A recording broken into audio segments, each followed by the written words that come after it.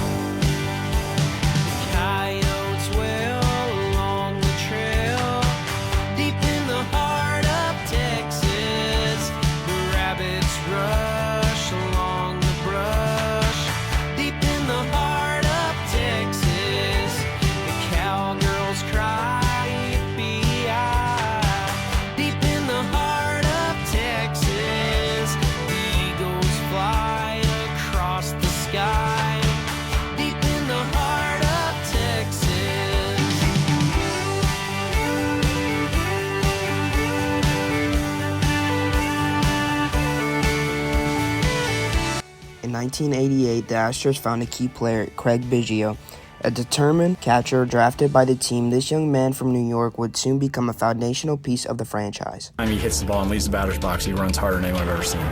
Every single time, whether it's a chopper back to the pitcher or a ball in the gap. Leadoff double, Biggio.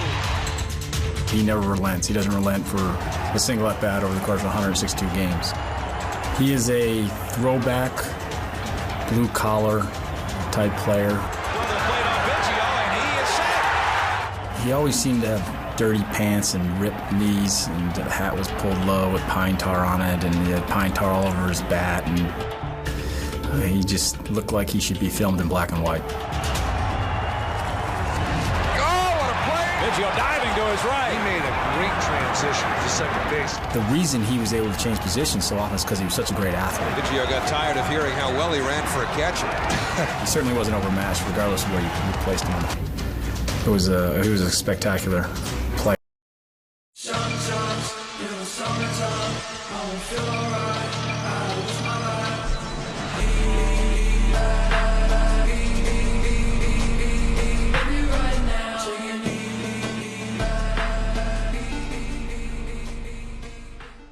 By 1994, Jeff Bagwell, a powerful first baseman, joined Craig Biggio on the Astros, forming the dynamic duo known as the Killer Bees. Their leadership and talent revitalized the team, marking the start of a new, more successful era for the franchise. Jeff Bagwell would go on to squat 449 home runs in 15 seasons as a powerful force in the middle of the Houston Astros lineup. Hard hitter who played the game the way it was supposed to be played. I mean, never took days off, was always out there on the field and giving his heart and soul when he played.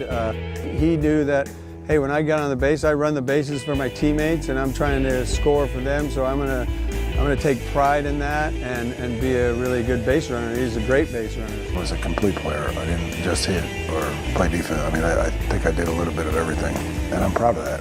You should be judged as a player just on one thing. You should be able to do all of it. And I'm not even talking about Hall of Fame. I'm talking about just in general. I try to do everything I can to be a complete baseball player, and I did the best I could, and no regrets about that.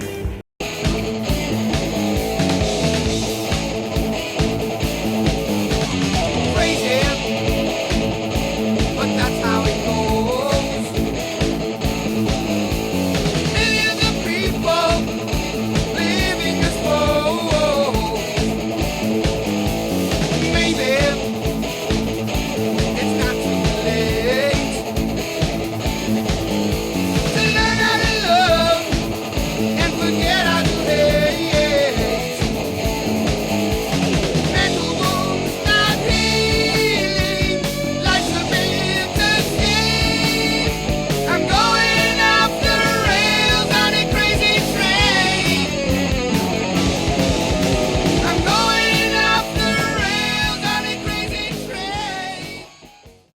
1997 season was a turning point. For the first time in over a decade, the Astros made it to the playoffs. Biggio and Bagwell led the charge, with both players earning All-Star honors. The Killer Bees continued to grow in 1999. Lance Berkman, Carlos Beltram, Derek Bell, and Sean Berry joined the lineup. The Astros now had a lineup of stars that struck fear into the hearts of pitchers across the league.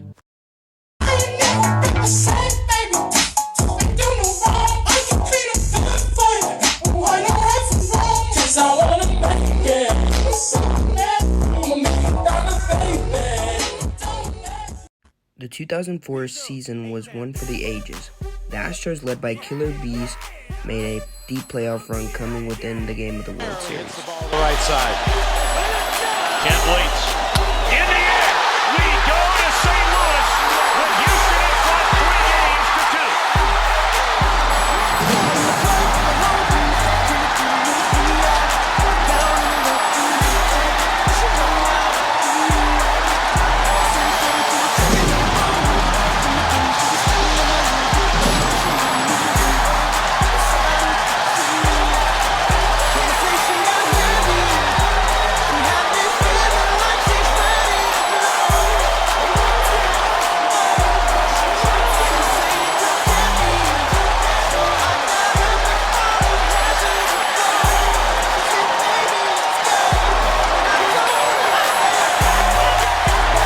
3-run blast.